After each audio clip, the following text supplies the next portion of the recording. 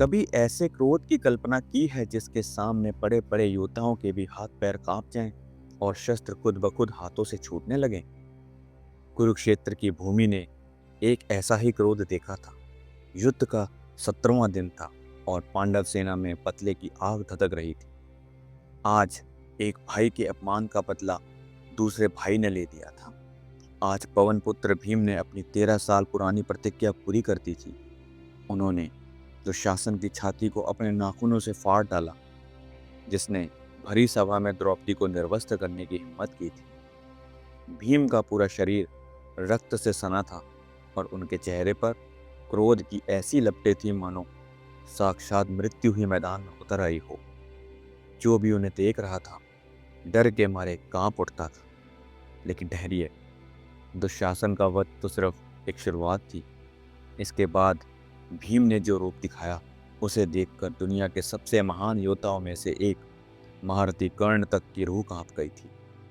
आखिर ऐसा क्या हुआ था उस दिन कुरुक्षेत्र में जिसने कर्ण को अंदर तक हिलाकर रख दिया। यह कहानी सिर्फ युद्ध की नहीं है, यह धर्म के उस क्रोध की कहानी है जिसके आगे बड़े से बड़ा योद्धा के शस्त्र और साहस दोनों जवाब दे जाते हैं। इस कहानी की जड़ें उस काले दिन से जुड़ी हैं जब हस्तिनापुर की राज्यसभा में धर्म और मर्यादा की धज्जियां उड़ा दी गई। जब शकुनी के धोखे भरे पासों ने पांडवों से उनका सब कुछ छीन लिया, तब दुर्योधन और दुशासन ने नीचता की हर हद पार कर दी। उन्होंने अपनी कुलवधु द्रौपदी को बालों से पकड़कर भारी सभा में घसीटा और उसे निर्वस्त्र करने का महापाप किया। उस दिन पंचाली की बेबस चीखों के साथ एक और आवाज उस सभा में गूंजी थी। वो आवाज थी भीमसेन की गर्जना। अपने बड़े भाई और बड़ों के धर्म के वचन में बंधे होने के कारण भीम उस दिन कुछ कर तो नहीं पाए, लेकिन उन्होंने एक ऐसी सौगंध खाई थी जिसे सुनकर पूरी सभा सिहर उठी थी। उन्होंने कसम खाई थी कि वो इसी दुशासन की छाती को चीरकर उसके गर्म खून से अपनी प्यास बुझाएंगे। पूरे 13 साल वनवास और अज्ञातवास के हर एक पल भीम के दिल में ये प्रतिज्ञा एक ज्वालामुखी की तरह जलती रही। ये सिर्फ एक भाई का गुस्सा नहीं था, ये एक स्त्री का सम्मान के लिए भी था, धर्म की रक्षा के लिए और अधर्म को मिटाने के लिए किया गया एक संकल्प भी था। और आज कुरुक्षेत्र के 70वें दिन वो संकल्प पूरा होने वाला था। 70वें दिन का युद्ध अपने चरम पर था। सेनापति कर्ण के नेतृत्व में कौरव सेना पांडवों पर कहर बनकर टूट रही थी। कर्ण के बाण पांडव सेना में हाहाकार मचा रहे थे, लेकिन इन सब के बीच भीम की आंखें सिर्फ एक ही इंसान को ढूंढ रही थी और वो था दुशासन। और आखिर वो पल आ ही गया। भीम और दुशासन एक दूसरे के आमने सामने खड़े हुए थे। यह जानते हुए भी कि भीम का क्रोध कितना भयानक है, दुर्योधन ने ही अपने भाई को भीम से लड़ने भेज दिया। दोनों में भयंकर युद्ध छिड़ा। धनुष, बाण, तलवारें और आखिर में गदा युद्ध हुआ। भीम के अंदर सालों से दबा लावा आज फूट पड़ा था। उनकी आंखों में सिर्फ और सिर्फ बदला था। उन्होंने दुशासन के हर वार को बेकार कर दिया, उसके हर हथियार को तोड़ दिया। आखिरकार भीम ने अपनी गदा के एक ही प्रहार से दुशासन को जमीन पर गिरा दिया। इसके बाद जो हुआ उसे देखकर दोनों सेनाओं के सैनिकों की आत्मा तक कांप गई। भीम अपने रथ से एक भूखे शेर की तरह अपने शिकार पर कूदे और अपनी प्रतिज्ञा को याद करते हुए उन्होंने अपने नाखूनों से दुशासन की छाती फाड़ डाली। उन्होंने उसका वही हाथ उखाड़कर फेंक दिया जिस हाथ से उसने द्रौपदी के बाल पकड़े थे, और फिर अपनी कसम के मुताबिक उन्होंने दुशासन की छाती से निकलते हुए रक्त का पान किया। दुशासन को मारकर भी भीम रुके नहीं। उनके क्रोध की आग और भी भड़क उठी थी। खून से लथपथ बिखरे बाल और अंगारों सी लाल आंखों के साथ वो कुरुक्षेत्र में ऐसे घूम रहे थे जैसे जैसे संहार के देवता रुद्र खुद युद्ध के मैदान में उतर आया। जो भी सैनिक उन्हें दिखता वो तो डर के बेहोश हो जाता या तो हथियार फेंक कर भाग खड़ा होता। कौरव सेना में भगदड़ मच गई। सैनिक चिल्ला रहे थे, भागो, ये कोई इंसान नहीं, ये कोई दैत्य है। महाभारत के कर्ण पर्व में इस मंजर के बारे में बताया गया है कि भीम का वो रूप इतना खौफनाक था कि उन्हें देखकर खुद यमराज भी डर जाएं। दुशासन के बाद उन्होंने दुर्योधन के एक एक कई भाइयों को चुन चुन कर यमलोक तक पहुंचा दिया। उनकी दहाड़ से दिशाएं कांप रही थी और उनकी रफ्तार के आगे कोई टिक नहीं पा रहा था। ये किसी योद्धा की लड़ाई नहीं थी, ये धर्म के क्रोध का वो रूप था जो हजारों सालों में एक बार दिखता है। ये उस दर्द की चीख थी जिसे पांडवों ने 13 सालों तक झेला। उस वक्त भीमसेन कोई एक इंसान नहीं बल्कि अधर्म पर बरसता हुआ प्रलय था। एक तरफ भीम कौरव सेना में प्रलय मचा रहे थे तो दूसरी तरफ महारथी कर्ण अपने बाणों से पांडव सेना का संहार कर रहे थे।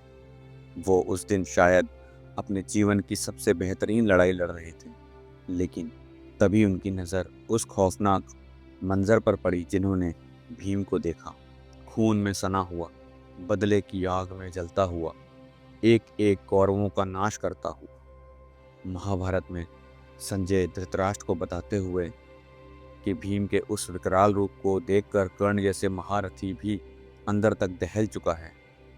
यह कोई मामूली डर नहीं था। अंगराज कर्ण, जिनके पास इंद्र की दी हुई शक्ति थी, परशुराम के दिए दिव्यास्त्र थे, जो उस युग के सबसे महान धनुर्धरों में से एक थे, वो भीम के उस रूप को देखकर हिल गए।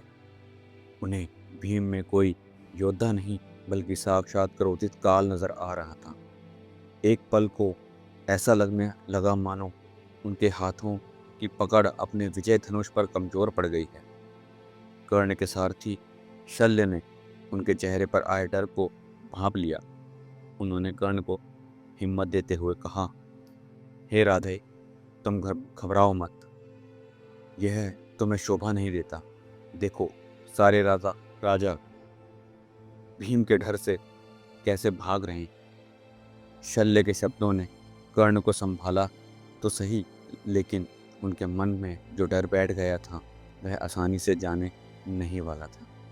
उन्होंने अपनी आंखों से देख लिया था कि जब धर्म क्रोध करता है तो उसका रूप कितना विनाशकारी हो सकता है। यह शारीरिक ताकत का डर नहीं था, यह उस आत्मबल का डर था जो भीम को अजय बना रहा था। जब डरे हुए कर्ण का सामना भीम से हुआ तो एक और महायुद्ध की तैयारी हो गई। दोनों ही योद्धा एक दूसरे के खून के प्यासे थे। भीम अपने गुस्से से किसी को बख्शने वाला नहीं थे और कर्ण भी अपने दोस्त दुर्योधन के भाइयों की मौत का बदला लेना चाहते थे। लेकिन यह युद्ध कभी अपने अंजाम तक नहीं पहुंच पाया। इसकी वजह थी दो प्रतिज्ञाएं, दो वचन जो ढाल बनकर इन दोनों के बीच खड़े हो गए। पहला वचन कर्ण ने अपनी मां कुंती को दिया था। कर्ण ने वचन दिया था कि वो अर्जुन को छोड़कर किसी और पांडव को नहीं मारेंगे। भीम के उस प्रलयकारी रूप को देखने के बाद भी और अपने अंदर उठते बदले की आग के बावजूद कर्ण उस वचन से बंधे हुए थे।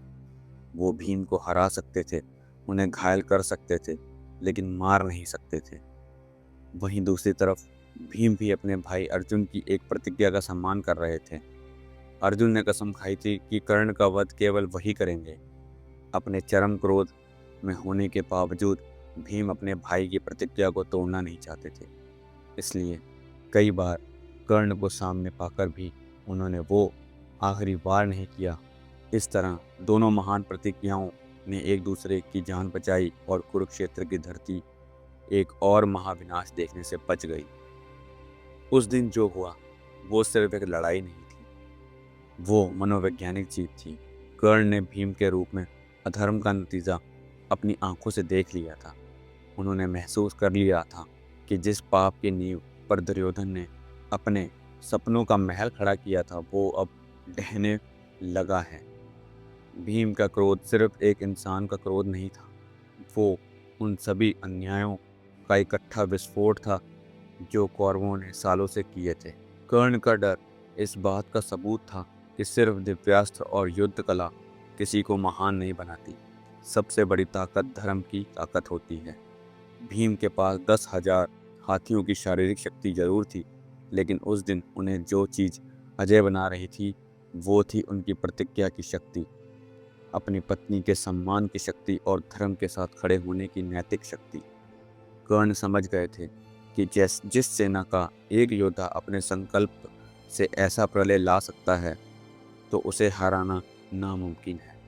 भीम ने क्रोध में उन्हें कौरवों का भविष्य साफ साफ दिखाई दे गया था, एक ऐसा भविष्य जिसमें सिर्फ अंधकार और विनाश था। दोस्तों, इस पूरी घटना पर आपकी क्या राय है? क्या कर्ण जैसे महान योद्धा का डरना सही था, या ये सिर्फ भीम का क्रोध नहीं बल्कि धर्म का इंसाफ था जो कर्ण को भयभीत कर रहा था? नीचे कमेंट्स में हमें अपनी राय जरूर बताएं, और अगर महाभारत की ऐसी ही गहरी और अनसुनी कहानियों में दिलचस्पी रखते हैं तो हमारे साथ जुड़े और हमारे इस चैनल को सब्सक्राइब करें ताकि आप कोई भी कहानी मिस ना कर पाएं।